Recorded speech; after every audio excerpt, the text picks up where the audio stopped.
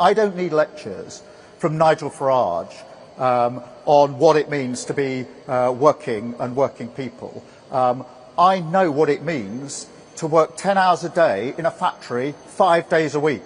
And I know that because that is what my dad did every single working day of his life. Just in, Westminster is in turmoil. Keir Starmer, the man who promised strength, order and a steady hand for Britain, is now staring down the barrel of political destruction. A leaked secret EU deal has blown open the doors of Parliament, igniting a rebellion so fierce it threatens to end his leadership before he ever reaches Downing Street. What was hidden in the shadows has now exploded into the light, and the fury inside Westminster is unlike anything Britain has seen since the Brexit wars. The revelation of a secret EU deal has sent shockwaves tearing through the Labour Party, shaking its foundations to the core. The betrayal is raw and the backlash is immediate. At the heart of this storm is Keir Starmer, a man once celebrated as the figure who could finally deliver calm after years of chaos. But that image is now shattered, replaced with accusations of treachery, cowardice and political deceit. The leak reveals that Starmer, in private talks with Brussels, offered concessions so deep they cut directly into the promises made to millions of Brexit voters. Fishing rights handed back, European legal oversight quietly restored, youth mobility agreements revived without debate.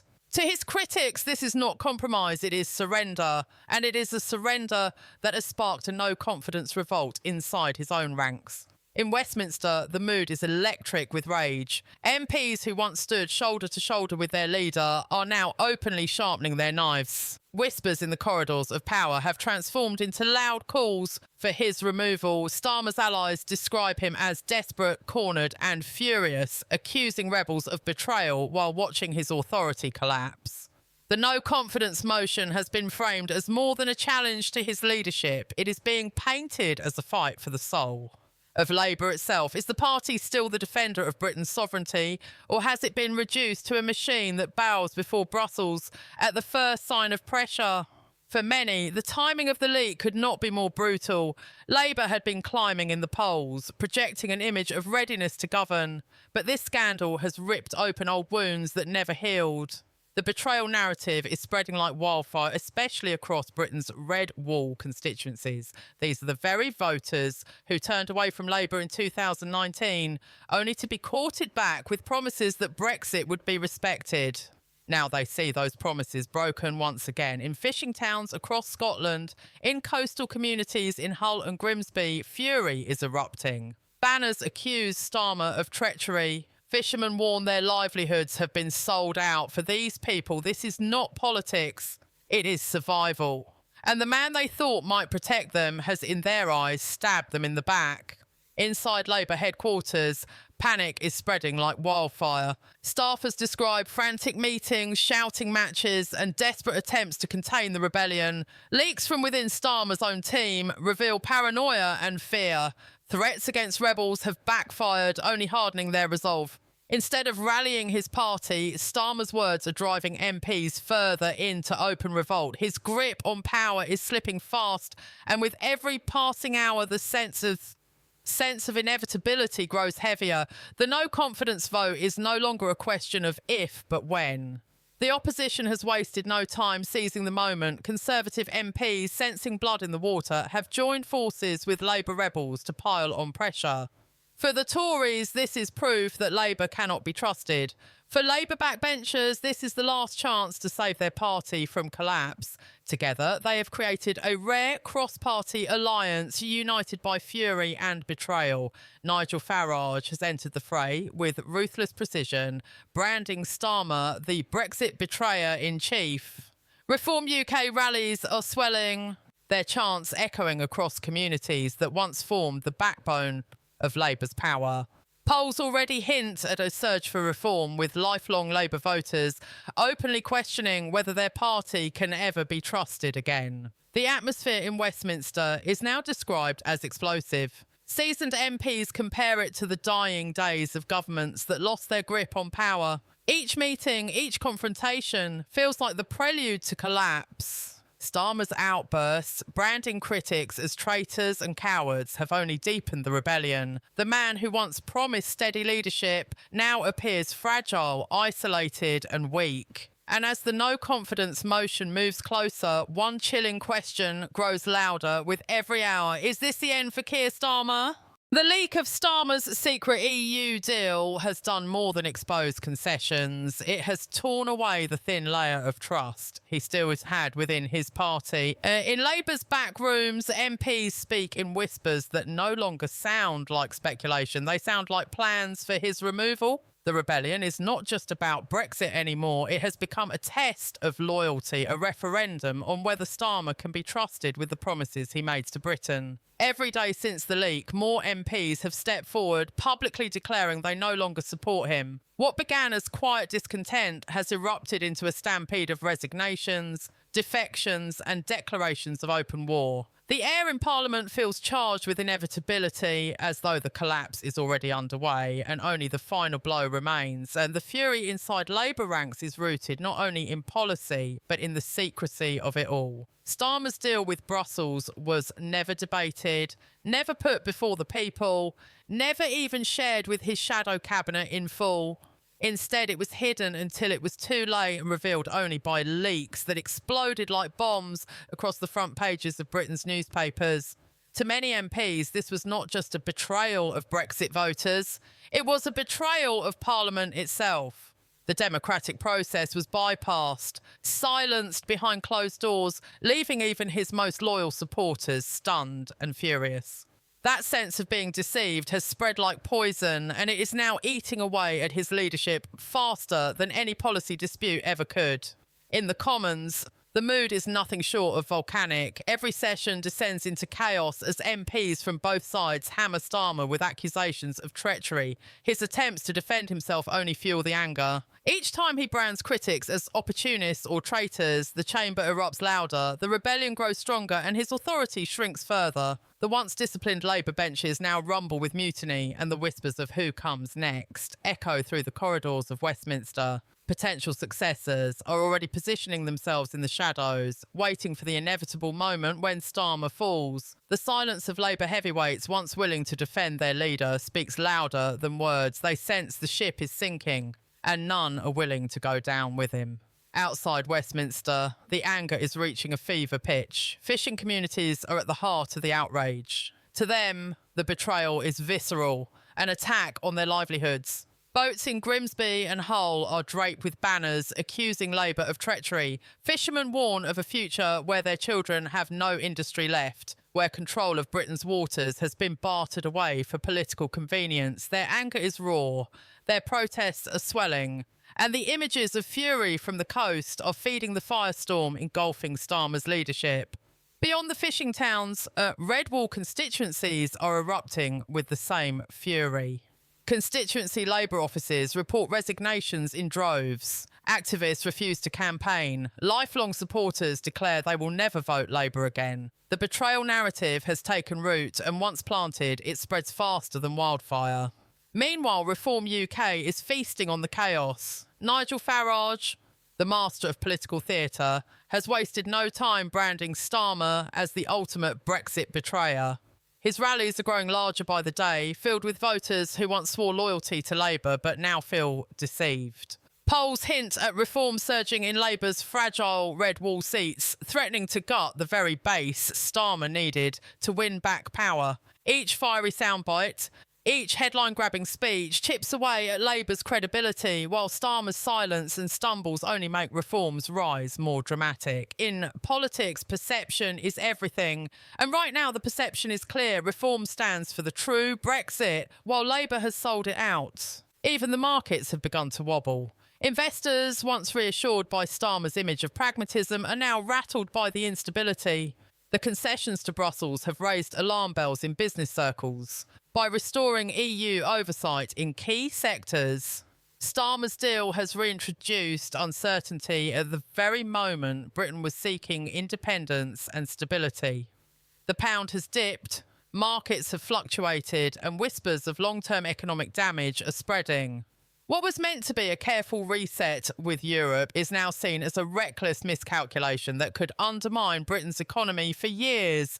For Starmer, the irony is cruel.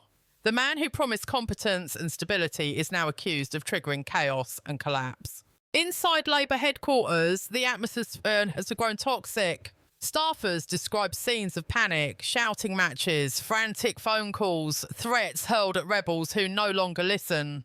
The once disciplined inner circle now leaks stories of meltdown to the press. Each leak deepens the perception of a leadership unravelling before the public's eyes. Every resignation, every defection, every headline about chaos feeds the sense that Starmer's grip is slipping beyond recovery. His opponents do not need to defeat him outright. He is doing it himself, day by day, outburst by outburst, blunder by blunder. The no confidence vote looms larger with each hour. It is no longer just a piece of parliamentary arithmetic. It has become the symbol of Britain's anger, the rallying cry for those who feel betrayed. For many MPs, this vote is not just about leadership, it is about trust. It is about whether Labour can be saved, whether promises to the people mean anything, and whether a leader who governs in secrecy can ever be allowed to stay in power. And as the clock ticks down, one truth grows louder than all the noise. Keir Starmer is fighting for his political life, and the rebellion that surrounds him may already be unstoppable. The storm around Keir Starmer has now grown so fierce that even seasoned political veterans admit they have never seen anything quite like it. What began as whispers of unease has erupted into a full-scale revolt, tearing through Labour like wildfire. The no confidence motion, once dismissed as a symbolic protest, has now become a looming guillotine. Every hour brings new declarations from MPs who say they can no longer support him, new resignations from staffers unwilling to be chained to a sinking ship, and new headlines that paint a picture of a leader unravelling in real time. The rebellion is not slowing, it is accelerating. Inside Parliament, the atmosphere is almost unbearable. The Commons chamber, once a place where Starmer projected authority, now feels like an arena of humiliation. His critics, emboldened by the leak, no longer hold back. They accuse him openly of betrayal, of weakness, of selling out the very voters Labour swore to defend. Even his attempts at damage control backfire. When he insists his EU deal was pragmatic, the chamber erupts in anger. When he claims the concessions are temporary, MPs shout him down. The authority he once commanded has evaporated, leaving him exposed, fragile and isolated. For a leader who promised strength, this collapse is nothing short of devastating. The silence of Labour's top figures speaks louder than any words. Shadow cabinet ministers who once stood at his side now keep their distance. Some have already begun manoeuvring in private, quietly positioning themselves as potential successors. Their refusal to defend him in public is a dagger to the heart of his leadership. It signals to the entire party that the collapse is inevitable, that Starmer's grip on power has already slipped beyond repair. For his loyalists, the isolation is unbearable. For his critics, it is confirmation that the end is near. Meanwhile, the rebellion outside Westminster grows more furious by the day. In fishing towns, the anger is boiling over. Boats are parading banners that scream betrayal and sold out to Brussels. Communities that staked their futures on Brexit now feel abandoned, stripped of the very sovereignty they were promised. Their outrage is not abstract. It is deeply personal. It is about families, livelihoods, and traditions that have been traded away. That raw anger is spilling into protests, swelling in size and intensity, and the images of fury are dominating Britain's airwaves. Across the red wall, the betrayal cuts even deeper. These are the constituencies that Labour promised to rebuild. Instead, they now feel deceived once again. Constituency meetings are described as chaotic, with lifelong members tearing up their Labour cards in disgust. Volunteers refuse to campaign. Voters who once gave Starmer the benefit of the doubt now openly declare they will turn to Reform UK. The anger is corrosive, and once trust is broken, it is almost impossible to restore. The Labour brand, already fragile in these communities, is now crumbling under the weight of Starmer's U-turn. Nigel Farage has wasted no time exploiting the collapse. With ruthless efficiency, he has framed the entire crisis as proof that Labour cannot be trusted with Brexit or with Britain's future. His speeches hammer home the message again and again. Starmer has betrayed the people, betrayed the vote, and betrayed the nation. Reform rallies are swelling, their chants echoing across towns that once stood firmly behind Labour. The surge in support is already reflected in polling, with some surveys showing Reform overtaking Labour in key seats. For Starmer, this is not just a leadership crisis, it is an existential threat to Labour's survival. The media, sensing blood, has turned its full glare on the unfolding collapse. Headlines scream of betrayal, meltdown, and revolt. Footage of Starmer lashing out at critics is replayed endlessly, painting the picture of a man losing control before the eyes of the nation. Editorials compare him to leaders who fell before their time. Theresa May trapped in her Brexit deadlock, Gordon Brown crushed by whispers of weakness, Jeremy Corbyn abandoned by his own MPs. Each comparison reinforces the same brutal truth. Starmer's time may already be over. Business leaders, once reassured by his cautious pragmatism, are now rattled. The concessions to Brussels are seen as a dangerous step backwards, reintroducing uncertainty and limiting Britain's ability to act independently. Investors whisper of long-term damage, markets flicker with nervousness, and confidence in Labour's economic competence evaporates. What was meant to be a masterstroke, a careful reset of relations with Europe, now looks like a catastrophic miscalculation that has left Britain weaker, not stronger. Inside Labour headquarters, the scenes are described as chaos bordering on collapse. Staffers whisper of shouting matches, frantic strategy sessions that end in despair, and an atmosphere thick with paranoia. Every hour brings new leaks, each one feeding the perception of a leadership in free fall. Advisors admit privately that survival looks impossible, yet no one dares say it aloud. The silence inside the leader's office is suffocating, broken only by the sound of rebellion growing louder outside its walls. The countdown to the no-confidence vote now ticks like a clock of doom. Each tick brings Starmer closer to the brink. Each passing hour delivers another blow to his authority. MPs whisper that the numbers are already stacked against him. Allies beg for unity, but their pleas fall on deaf ears. For many inside Labour, the choice is now clear. Remove Starmer or watch the party implode. And as Britain watches, the rebellion has taken on a meaning far larger than one man's leadership. It has become a question of trust. Can politicians ever be believed when they promise to respect the will of the people? Or is every pledge, every vow destined to be broken behind closed doors? The fury unleashed by Starmer's EU deal has reopened the wounds of Brexit, wounds that never fully healed, and now they bleed across every corner of the nation. The stage is set for a showdown unlike anything Britain has seen in decades. The no-confidence vote looms like a blade above his head. And with every passing second, Keir Starmer's grip on power grows weaker, his authority shrinks further, and the rebellion that surrounds him grows ever more unstoppable. The rebellion against Keir Starmer has now reached boiling point. What was once an internal dispute has exploded into a full-scale political war, engulfing Labour and threatening to redraw the entire map of British politics.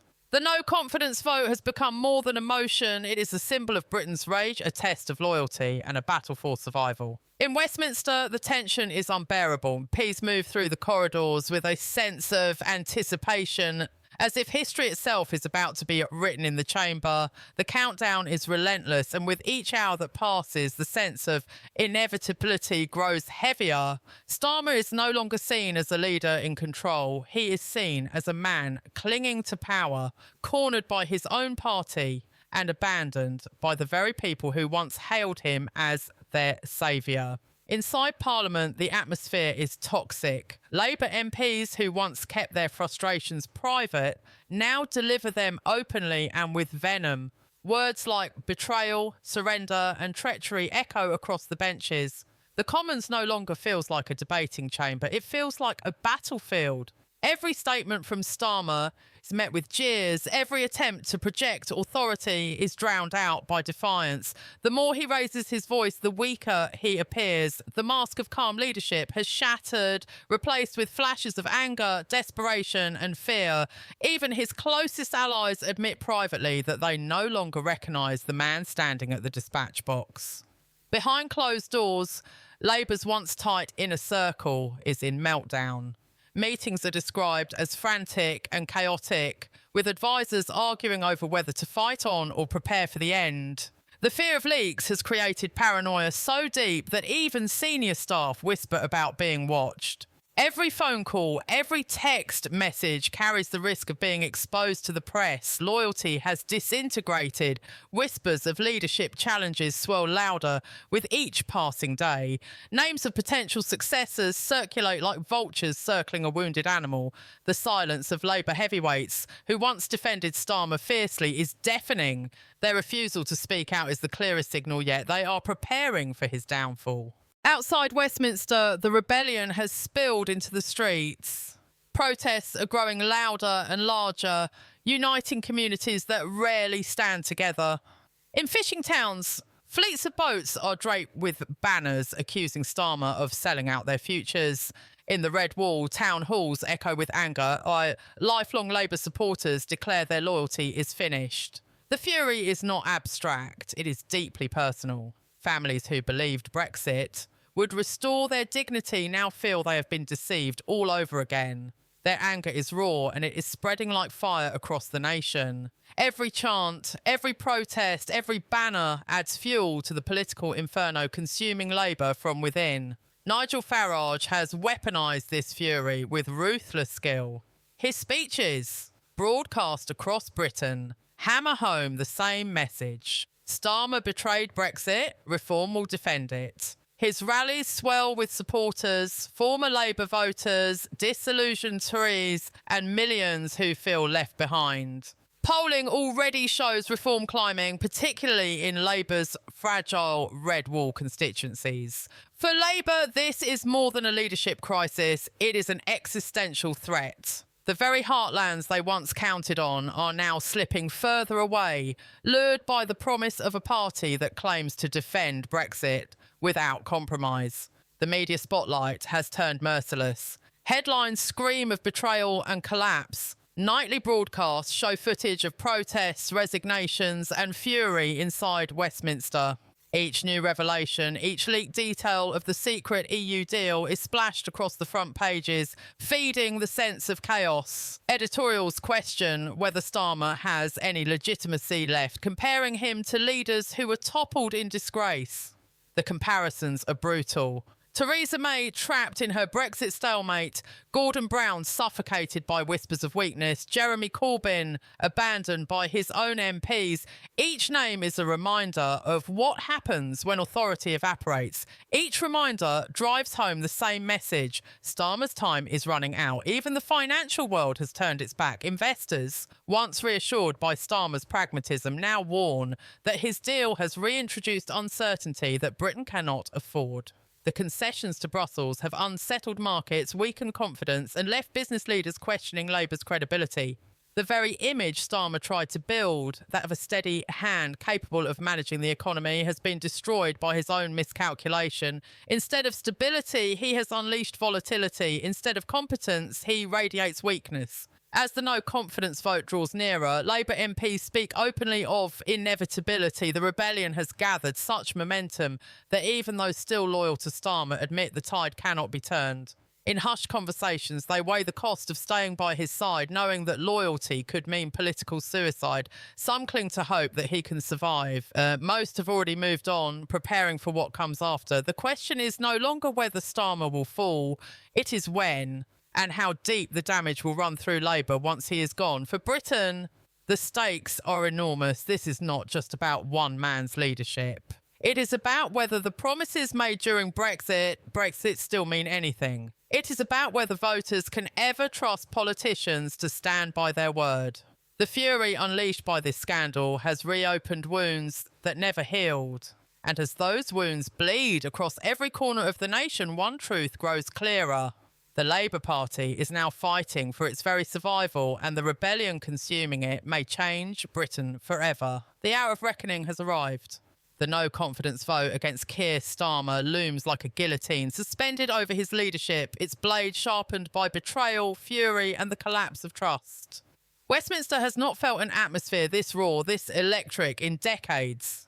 The chamber trembles under the weight of history. Every MP knows the significance of the moment. Every whisper in the corridors feels like destiny calling.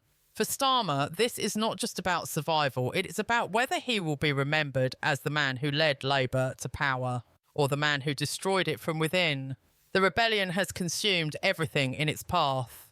Allies who once defended him now avoid his gaze. Staffers who swore loyalty leak stories of chaos from inside his office. Shadow cabinet ministers remain silent, watching the storm with cold calculation, already positioning themselves for the fight to succeed him. Even the pleas for unity have dried up. What remains is silence, the silence of a leader abandoned, the silence of a party preparing for collapse. In politics, silence can be louder than the fiercest shout, and that silence now roars through Labour's ranks.